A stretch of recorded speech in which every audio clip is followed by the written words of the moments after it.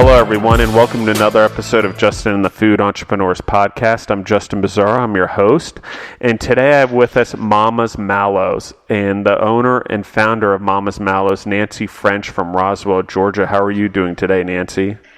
I'm doing great. Thanks, Justin. And Nancy, before we get into Mama's Mallows and all of that in the business, we talked a little bit before the podcast about your background and your thorough history and resume in food. So tell us about, how you got to where you are now and all of your experience in the food industry. Well, I've been in the food industry for many years, managing sales for different companies. And part of the things that I enjoyed so much about selling my products was getting to know the products, making things with the products, baking, cooking, and trying different recipes. And when I used that a lot, when I would go in to make my sales presentations, when I wanted to teach other people how to use the products and show them how they can make wonderful things and help in the sales process. So I've spent years with, Ben and Jerry's. Everybody loved Ben and Jerry's. And I spent several years with Borden products, and we sold a lot of ingredients. And I would make cheesecakes with the sweetened condensed milk or key lime pies and things like that. So that was all a part of just making my sales pitch. And I enjoyed it. That was. Do you have a background as a chef or a baker? I don't have a background as a chef, but I have always baked. I've always loved being in the kitchen. And my mom was, when I was at home, when I was a little girl, my mom was a baker and she loved to cook. And I was always in the kitchen with her. I wanted to be there all the time. I wanted to learn how to do things. And we would make products together. And, fudge was one of the favorite things that we liked to make, along with cookies and different things like that. So I've always really enjoyed sharing the love of food with other people. And I think that's amazing. And we talk about that on one of our Motivational Mondays, which is how food is such a representation of love and love in our lives and building relationships with the people we love. And so I love that. And you had mentioned before we got on the podcast that you were originally from Alabama. So how did you end up in Georgia? Well, I took a detour. Well, I went to Auburn, and I was a news reporter for several years and decided that I wanted to broaden my horizons. And I moved to Florida and got a job in the food business and worked many years down there and was promoted up to Atlanta with Borden. And that's how I got here. So I've been here for about 20 years. And that's it's quite a switch from being a news reporter to food. But I understand the pull, especially growing up in a family that was food entrepreneurs, number one, but food was such an important part of our lives that you just end up attracted to it. I swore growing up, even though I'd done my own fruit stands and been involved in food, that I would never be in the food business. And I lasted in finance about 9 months before I ended up back in food. So tell us a little bit about why you started Mama's Mallows. Well, I started Mama's Mallows because I've always dreamed of having my own business. And my mom passed away last January, and it was the craziest thing. I just started making fudge. I'd made batch after batch of fudge, and I took it to the funeral, and I shared a little piece of her with everybody because that's what we used to do together, and that's something that she enjoyed making. And my daughter was like, "Mom, this is the time. This is your time. This is the time for you to start your business." And I was like, "Yeah." And I had been practicing making these marshmallows. I had seen somewhere where people were making marshmallows, and I never made them before. And so I was making them, and then I started thinking, well, I wanted to make a s'mores kit, but I didn't want just the typical graham cracker. So I started making honey graham cookies and ganache and making this whole thing. And I sent it out for Christmas gifts, and everybody loved a gift. And in addition to that, I had my husband make a roasting box because, when we were kids, we used to have campfires and roast marshmallows and share those things together. But, you don't always have the opportunity when you live in the city to have a campfire. So my husband made these little roasting boxes, and I sent them out as gifts, and I got such great feedback from them. She said, why don't you start a business with your s'mores kits? And I thought about it, and, we kind of, did other things. And my daughter was she was doing an internship for a company in Atlanta, and she is a graphic designer, or she is now a graphic designer. She was doing her internship over the summer before she graduated. And she was in charge of creating their corporate gift and their corporate Christmas card. And she said, the thing that I'm doing is gather, and I think that this gather box, this s'mores kit, would be a great addition to their holiday gift giving and for the company. And I was like, okay, well, let's do that. So she helped me, put the logo together. She helped me put the graphics and design the label and everything. And she presented it to the company, and she didn't tell them it was that it was her mother's creation, but they absolutely loved it. And so that's kind of how I got started. And I created this s'mores gift box, the gather box we call it. And my first order was 60 boxes. And that's how it all began. That's amazing. And so tell us what's in the gift box exactly.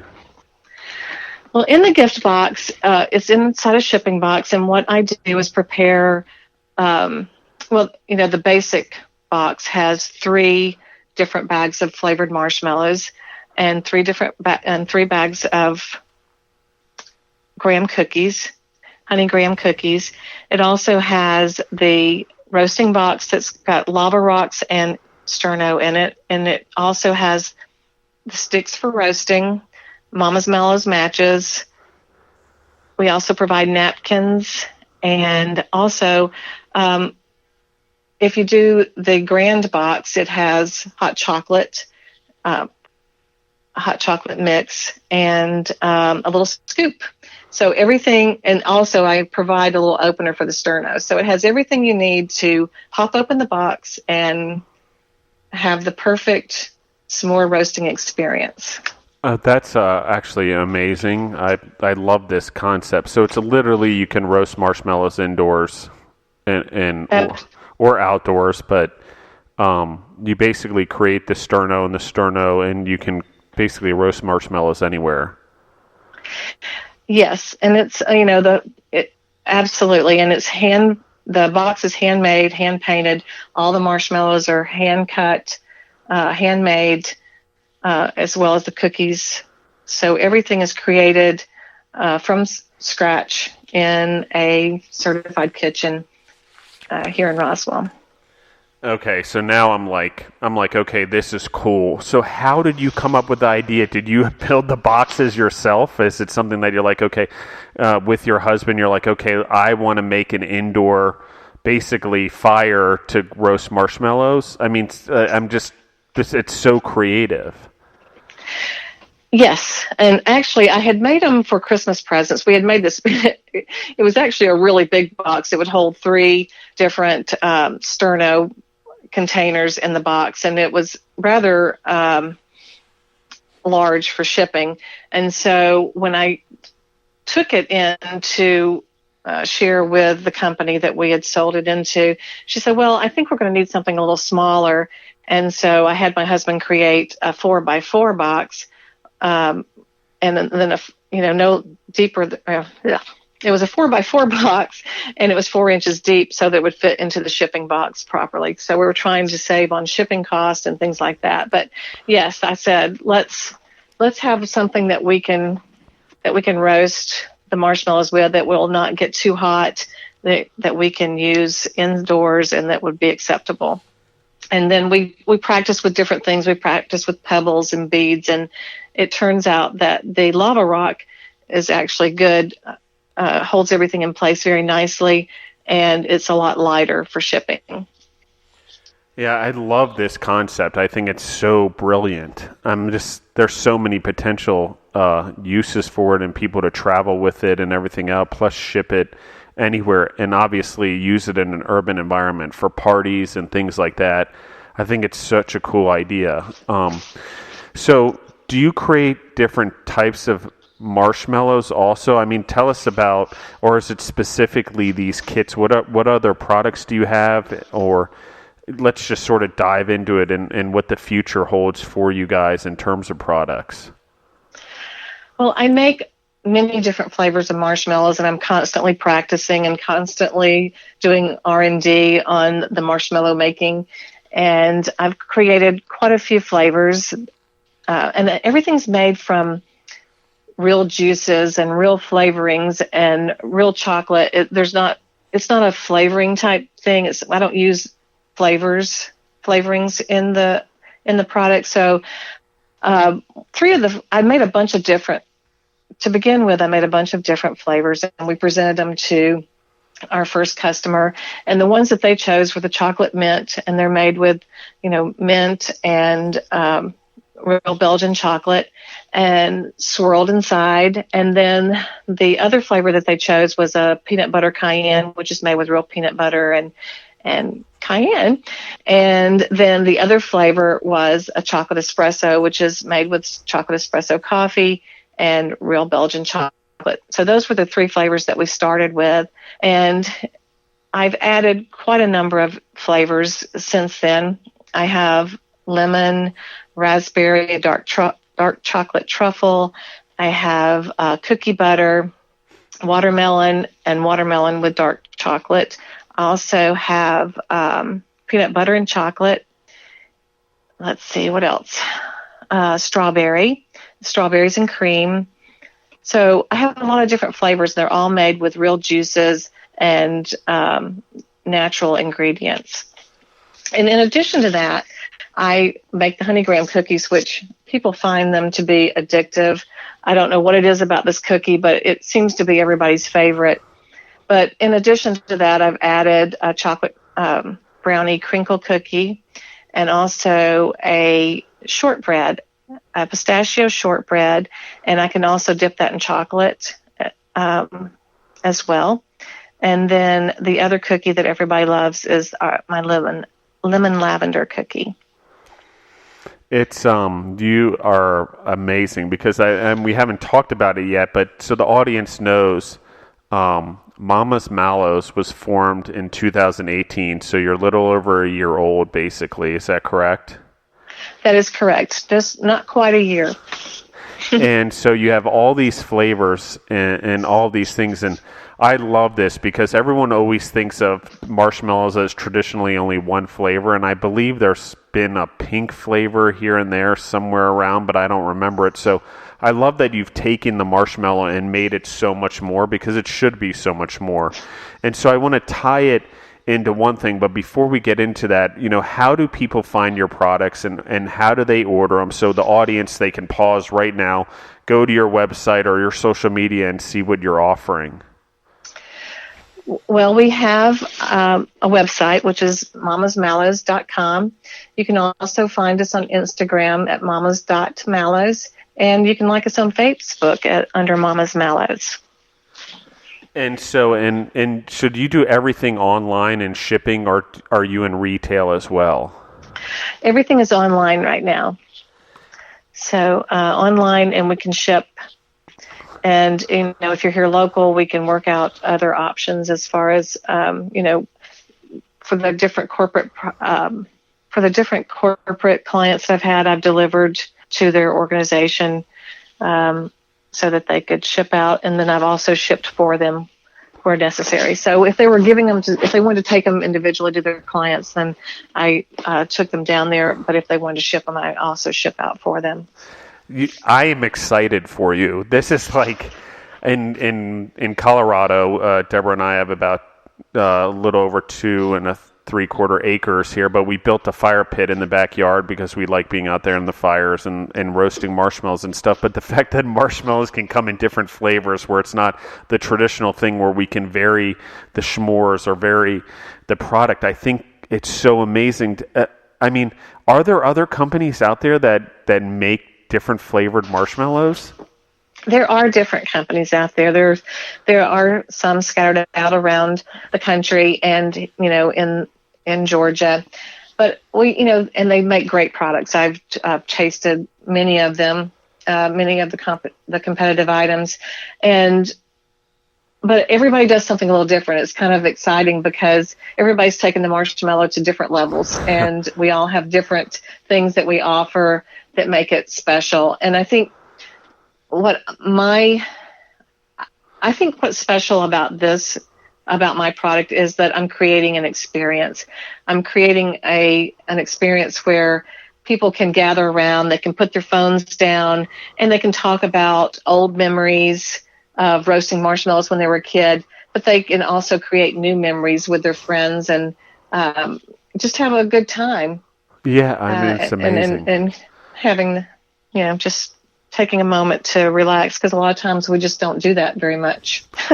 Yeah, and I want to pause again because I think it's awesome. Will you go through all the different types of flavors you have again, just because I think they're so amazing? Like the watermelon one really sticks out in my head, and I just think there's so many different kinds there. And after you get done telling me or us, the audience, what flavors you do have, because I'm looking at your website, but I want you to tell us do you have future plans for new flavors, and what are those?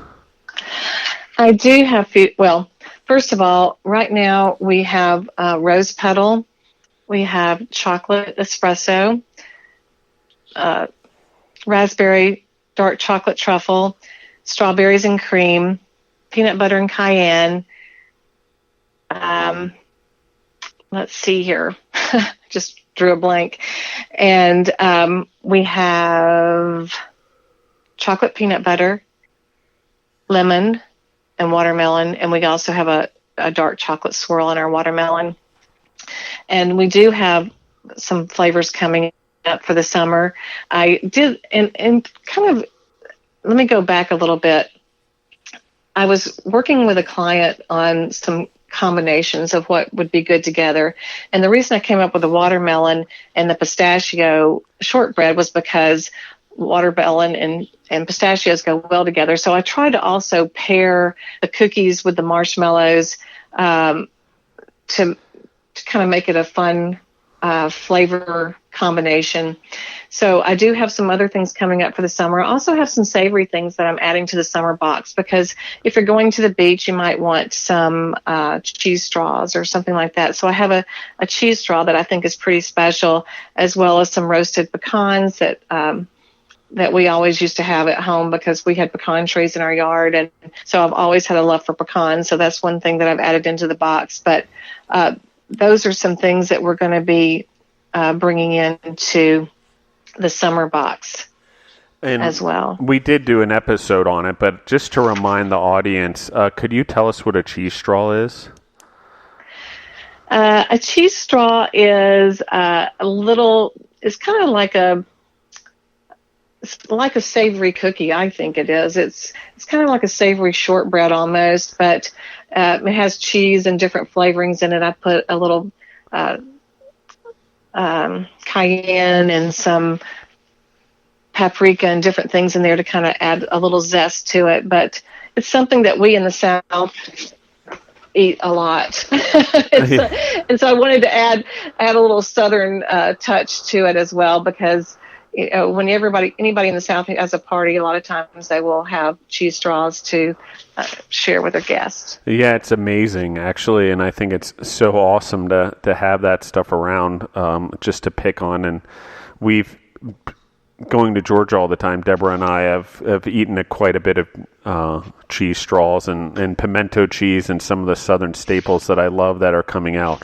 And the audience is going to laugh when I say this, I'm sure, because every time someone comes on and they want an idea for a new product, I always go to the Satsuma orange. And it's just such a flavorful orange that is now growing in Georgia. I mean, might be a great marshmallow flavor. I don't know, but I'm like all the combinations that are there, and mixing watermelon and the sweetness in that. I don't know. Maybe there is such a thing as an orange marshmallow. I don't know. Yeah, I've actually been practicing with some orange marshmallows, doing some R&D, and I had one that I got from a coffee flavor that I thought was really good. Now, I haven't perfected it yet. That's the reason why it's not in my portfolio at this time, but I was trying an orange marshmallow with a touch of caramel and cinnamon, and coffee flavor. Oh, and man. It turned out really good, except for the caramel wasn't just right. So I'm really trying to work on that. But I also been working on an orange blossom to go with the pistachio as well, because orange blossom is another another flavor that goes well with pistachio. And so what other flavors are you thinking for the future? Oh gosh, I've been playing with several different things. I also, one of the things that I've also been known for is my ginger snaps. So I wanted to bring in my ginger snaps to go with the lemon marshmallows. That's probably coming up soon. And let's see, what other flavors I've practiced with. Let's see. And just as a side note, while you're thinking about that, ginger snaps go in our household. That's the cookie that Deborah eats a ton of, the ginger snaps, and myself. For some reason, we love ginger snaps in this household. We can't keep them in stock, so I look forward to trying yours for sure, because I'm just like, ginger snaps are an amazing cookie in my opinion. They are really good, and that's another thing that kind of reminds me of my dad, because he would say, "What does it take for a man to get a ginger snap in this house?" And so I used to make him ginger snaps all the time because that was his favorite as well. But yes, I love ginger snaps. And some of the other flavors that I've worked with are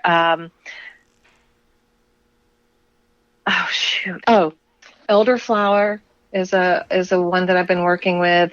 I also have a mango with tahini that turned out really good. So that may be coming up soon because it was an amazing flavor. I spent 10 years of my I spent 10 years in the Hispanic food business, and I sold Hispanic cheeses. And one of the things that I used in some of my recipes a lot, and I really loved, was tahini. And tahini is a pepper. Oh, shoot. I'm drawing a blank on exactly what tahini is. But it's a flavor that the Hispanic population will put on, or the Mexican population really likes it on their fruit. So they sprinkle it on their fruit with lime juice and salt, and that's how they eat their fruit, and it's really good. So the tahini on the mango marshmallow is really a nice combination. I love that, actually, and I know exactly what you're talking about. And we have a lot of employees in California in our kitchen there that are of Latin descent or Spanish descent, and they do things like that, and it's just, and then actually it really enhances the flavor by giving a little spice to something sweet, and it's pretty phenomenal. And it goes along a lot of the Mexican candies and things have a sweet and a spiciness to them as well. Not all of them are for my palate for sure, but there is a lot of those combinations. Yes, and I actually, one of the store managers that I used to work closely with, I saw him in the store, and I said, "Hey, I've got some mango tahini marshmallows coming out." He goes, "That sounds really good." So I said, "Well, you put some in the store so we can see how they sell." And he's like, "Absolutely." So I owe him some marshmallows.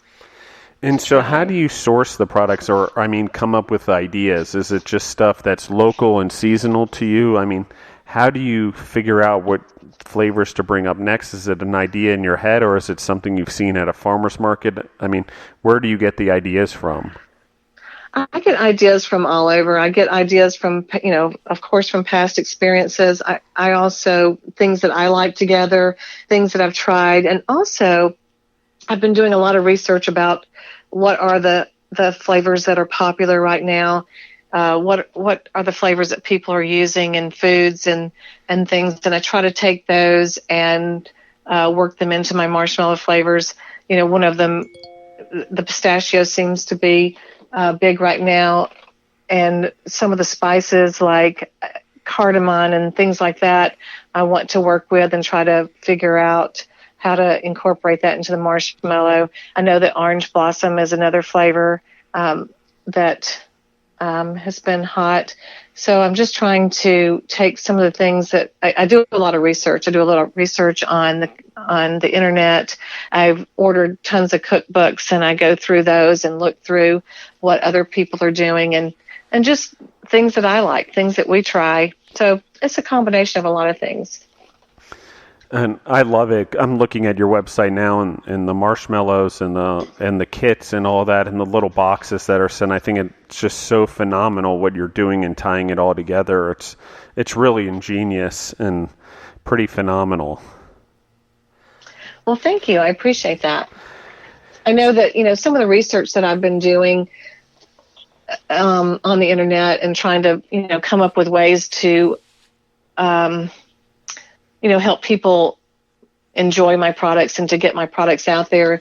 And some of the research that I found is that, Americans spend over $16 billion on gifts every year. And most of those gifts are thrown away. I think the percentage was like 60%. Yeah. What was the percentage? 60% of gifts are kind of thrown away because people, there wasn't enough thought put into it, or they didn't really care for them. So I think giving a gift of food, giving a gift that's handmade and created with the love of baking is something that is you can't go wrong with when you're giving a gift. It's something that people can experience and enjoy. No, I agree 100%. And I just think it's such a creative idea. And people are going to really catch on to it. I think being able to roast s'mores in your home and date night at home and things like that. And I just think it's amazing. And, more and more people want to eat at home and things like that. So I think that's awesome. And just the possibilities of being able to roast things at home with the thing you've created. I think there's probably more than just s'mores that may work on the cooking sweet side that could be yummy. I don't know. Just throwing it out there. But go ahead. Oh, I was going to say absolutely. And I have taken the product for graduation parties, and I've done it at birthday parties for people, and people are doing them at weddings and things like that. So there's a lot of possibilities for gathering people at events, as tailgates. We're big tailgaters because we're big football fans. So, I've taken them to the tailgates for everybody to enjoy, and take them to the lake and different places like that. It's so obvious. I can't believe someone didn't think of it before, but I really, and it just, the box looks so good, and the way you've displayed it is amazing. So, tell me a little bit about what you're experiencing as an entrepreneur. What are some of the hardships that you're facing and that you feel on a regular basis? Well, I believe that the hardest part is just getting it out, getting the word out there, spreading the news that I have something that's exciting to offer. When I first started, it was like I got the first order, and then I got another big order, and I got another big order, and everything was flowing, and I was like, wow, this is great. Things are going awesome. And then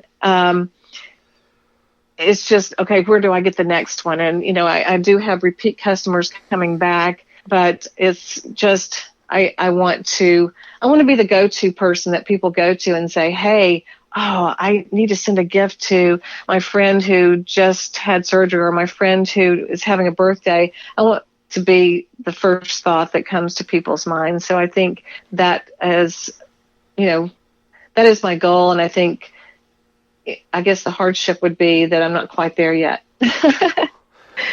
Well, it just takes time, and you're such a new business. I think it's just incredible how many products you've developed in a small amount of time. And the products that you have come to market with, I think, are extremely appealing and curious for sure. It's like, I mean, the watermelon one I'm so curious about. So let's talk a little bit about, we talked about how you do e-commerce and that's your main avenue for people to order stuff and get their product. But how do you get stuff to people to try and stuff like that? Do you do markets? I mean, or farmers markets? I mean, how are you getting the product out there? I mean, we talked about tailgates and graduation parties, but how are other ways that you're getting your product out there? Well, I've been working with a mentor at SCORE, which he's been absolutely wonderful, and he has helped me get into. I've done special events with SCORE where I've taken my product. I've also done some farmers markets. I have, I've gotten contacts with people from these co-working spaces. I've taken samples to those. I've taken samples to places of business where I have friends that have a dental office. So I take a box over there to share for the dental office. And I take product to different friends' businesses that I know. So I've done a little bit of that, and I've started some networking. I got one of my biggest orders from my hair salon. My hairstylist allowed me to put one of my boxes in his salon, with my card, so people could come in and see it. And so I got one of my largest customers because they saw my box there, and they needed a gift for their corporate clients, and they gave me a call. So just different places like that, just taking it to. That's kind of where I started. We've done a little bit of advertising on Facebook and Instagram, but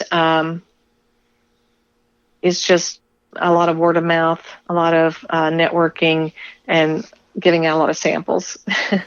And just because the audience doesn't know, I don't think, because we've never discussed it on the podcast, but what is SCORE?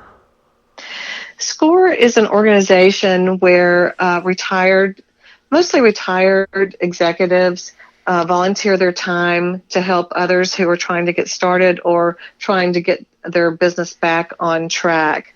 And so it's a free, well, they do a lot of seminars, which, do cost a small amount of money, but the consultation that I have is free.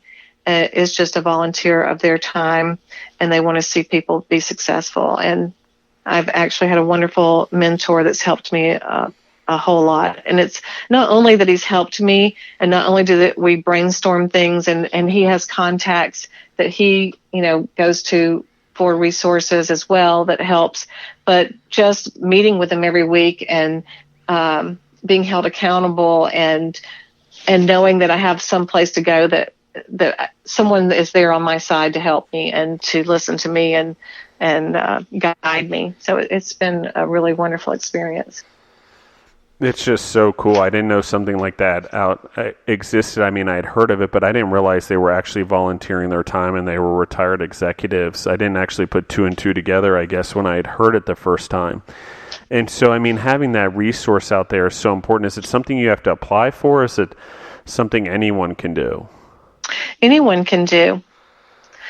Anyone can do it. I had gone to one of their seminars, and I knew about SCORE for years. I mean, I've known about them for years, but I didn't want to go to them until I felt like I was more prepared. I felt like I needed to have more, information put together or more business put together before I, went to them, because I didn't want to waste their time. And I actually went to a seminar, one of their seminars that they had, in conjunction with the Chamber of Commerce, and I started talking to some of the men that were there, and they said, do you have a mentor yet? And I'm like, no, I don't. I didn't want to waste anybody's time because I feel like I needed to learn a lot more. And they said, oh, no. And they called me and they emailed me and made sure that I knew they were available, and we set up an appointment, and I've been going just about every week since then. Oh, it's amazing. It's such an awesome resource to have. I just think, and there's so many resources out there people don't even realize. Yes, it's been. I would highly recommend it. And so let's ask this question because I haven't asked in a while, and you're pretty new at this. If you could have help in any part of your business right now, where would it be? Gosh, if I could have help, I think just help in networking and knowing. I guess help getting to the right people. Just you know, getting to the right people the right decision makers. Just getting to the right decision makers in different organizations. That would be the biggest help. So I can get my foot in the door just to make my presentation. I think that would be the biggest help. Yeah, I think that's what a lot of people struggle with, and there's a lot of networking and stuff that needs to happen. And definitely, as we finish the podcast, I'm not going to do it on here, but I definitely have some avenues that I think that you may be interested in and people that could help you for sure, that I can pass along in an email over the next few weeks, because I think your product's unique. I think what you're doing is incredible. I think your creativity and flavors is amazing. Your involvement in Georgia and things going on in Georgia and products from Georgia, I think is pretty amazing. And then obviously being Georgia grown, for lack of a better term, and being a part of Georgia, I think there's a lot of promotional opportunities there and things to really latch onto. And again, you have such a unique product that I think there's a lot of interest in it. And I know you said there were other ones out there, but I think really what you're doing in the creativity and you're matching things together is quite incredible. It's not just about the marshmallow, it's about the marshmallow and the bread, and it's about the marshmallow and the cracker, and it's, and that's not usual. I think that you're really taking something and pairing it together well. And so I love that you're doing that. Well, thank you. I really enjoy it, and it's been a lot of fun. I love that. I love creating, and I love trying new things and trying to make things better. So I appreciate that. And so you had mentioned the fudge earlier. Do you still do fudge? I do. Actually, that's on my website as well. I do make fudge. It's called chocolate fudge pecan candy, and I added the pecan in there because I put lots of pecans in my fudge. And being from Georgia, I like to promote, like you said, the local items that we produce here or that we grow here. But pecans, chocolate fudge pecan candy, and it's a little different. And we always called it fudge candy, and because it has a little bit of a tooth to it. It's a little different than a lot of fudge that you will have. It's very creamy, but it has a little tooth or a slight chew to it. That's, I don't know. I have never tasted anything like it. And like I said, this was my aunt's recipe, and she used to make this fudge and send it to the troops during World War II. She used peanuts rather than pecans because she could grow them on the farm where she was. So I've changed that a little bit. I've added the pecans rather than the peanuts, but yeah. It sounds delicious. It is. That's one of my favorite things. And I haven't had anybody say they didn't like it, so it seems to be a crowd favorite. And so we talked a little bit about, what you could use help with, but what are the things you enjoy most about your business, and what are the things you dislike the most? Well, I love sharing my love for baking, and I love creating something that makes people feel good, that they enjoy, and I really, really love just trying new things and like you said, coming up with new flavors and new flavor combinations. So that's what I enjoy the most, and sharing it with others. The part I probably dislike the most, let's see, I would say it's probably more of the paperwork, making sure that I've got all my receipts saved and everything's ready for tax season and all that kind of stuff. I think that would probably be the least favorite. Yeah, I don't know anyone me. who really loves that one. Just Yeah. There is people out there, they're called accountants, but it's it's just and one of those things. I hear you. It's one of those keeping track of everything. Why I love it, because it can give you a pretty quick screenshot of where your business is financially. Sometimes it's just so cumbersome and boring, for lack of a better term. But thank goodness my husband's good at that, and he's good at keeping me on track. So he takes care of that end.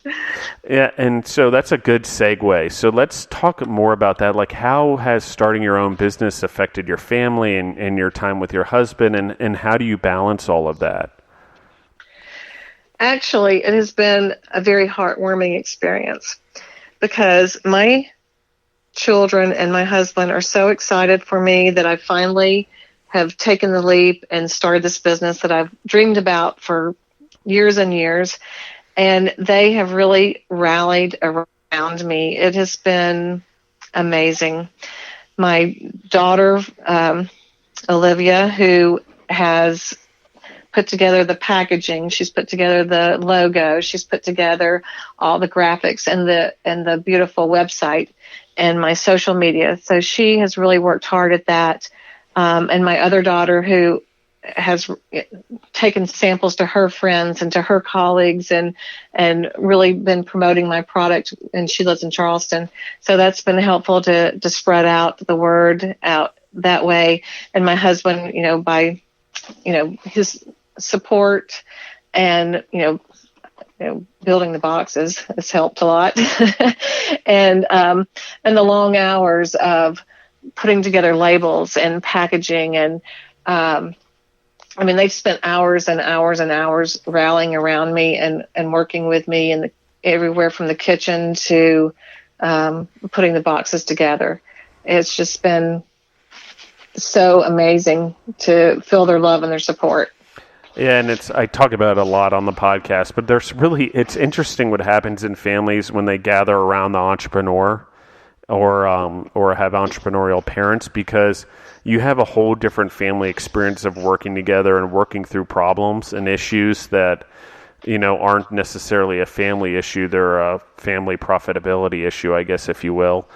And it's just such a cool thing. So to hear you say that, I think it's amazing. And the time you get to spend together and the memories you get to form around the business are just so important.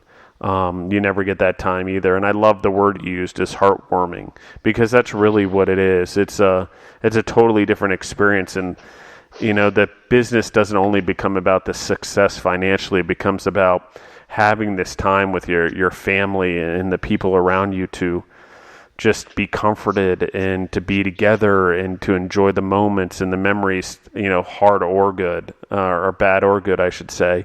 And, hard or easy. It's one of those cool things in life that only entrepreneurs get to experience, in my opinion. It's so amazing. And because the family lives around it. Oh, yes. And they put up with my mess from one end of the house to the other. Because I never stop. You're always doing something. You're always creating something. You're always, and tasting marshmallows. And, the big joke is I usually have marshmallow somewhere on me, whether it's on my face, my lip, my my arm. So, they get a big kick out of me. So do you ever get sick of eating marshmallows over the last year? You would think I would, but I don't. It's funny. I have to go back and try it one more time. Is that still good? I don't know. Do I like that? And I just keep going back. And so I've had to really reel myself in, because one thing that started to happen was the weight started going up. So, I've had to, just one little bite instead of one whole marshmallow. Yeah, I can imagine that'd be a little tough. It's always like the chefs in the kitchens, and we see it on our side all the time, is you spend a lot of time in the kitchen. Everyone's weight always goes up in the food business. And so it's about balance, but it's so good, and you're around the food all the time. It's so amazing. And I get the thing where you don't get tired of it. It's like I could never get tired of peanut M&Ms. I don't know why. Although I tried this amazing jalapeno peanut M&M the other day. That was when we were in Georgia.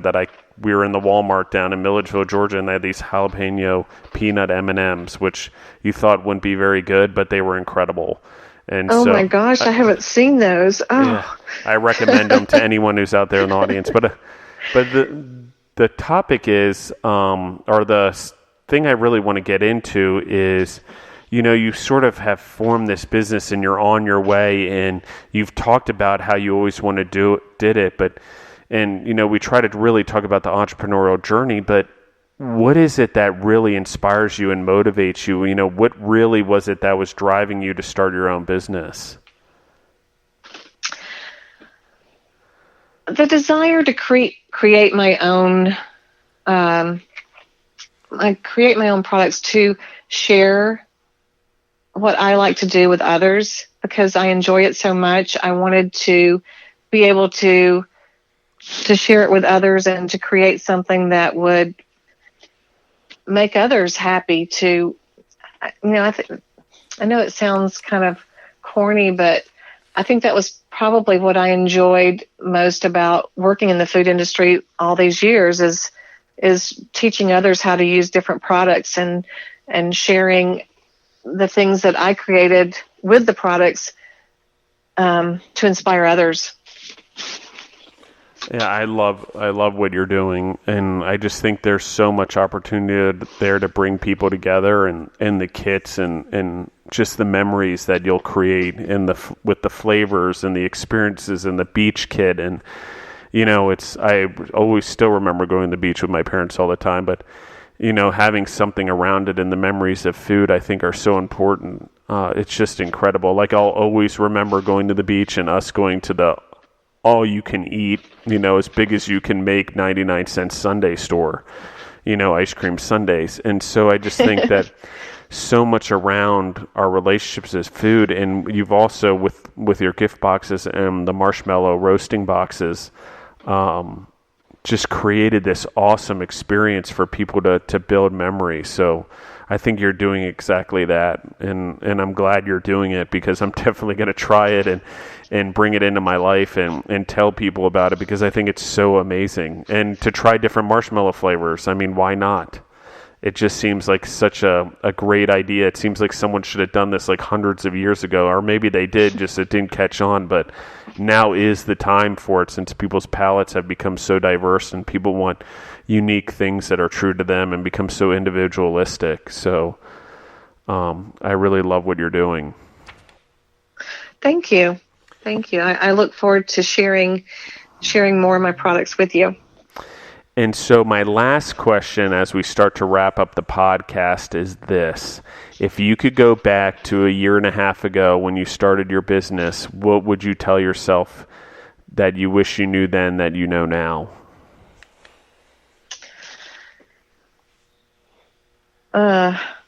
I wish that I had known, I guess I wish I had known that, gosh, let me think about that. I should be better prepared for that.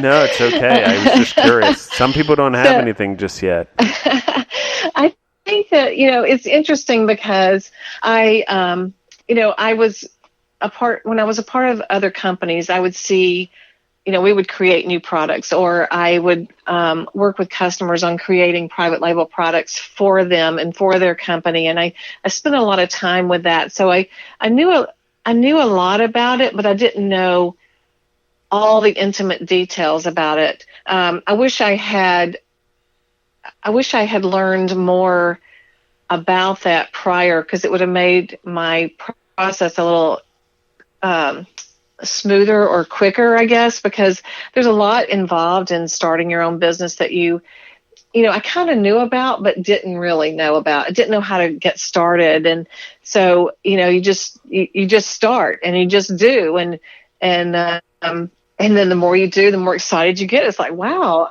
I accomplished that. I got my labels approved. I got my license approved. I got my LLC completed. I mean, I think there's just so much to it that you don't realize, but it's so rewarding each and every step that you finally complete. But I think that, everybody says, oh, it's so hard when you start your own business. And it is hard, but it really makes you feel good when with each and every small step and every small accomplishment that you make, it really does feel good. And I wish I had known how good it does feel. I guess that would be what I would wish that I had known prior to starting. And I think that's a lot why entrepreneurs it's so much. There's so many small accomplishments that seem so big because you're having to do it for your own business and for yourself and for your own success and things like that, that the little things are so much more rewarding. Like you said, just getting the LLC formed, or, doing this document or that document, or getting a website up and running. And it's just so rewarding. And yeah, I think that's amazing. So, Nancy, I really thank you for being on the podcast. I can't tell you, I appreciate you taking the time, and I'd love to have you back on in about a year and continue to tell your story and make sure that people see your journey and where you are now versus where you are a year from now, so we can continue to tell it and promote your products and promote your brand. Well, thank you so much for having me. It's been a pleasure, and thank you for letting me share my story, and I look forward to doing this again.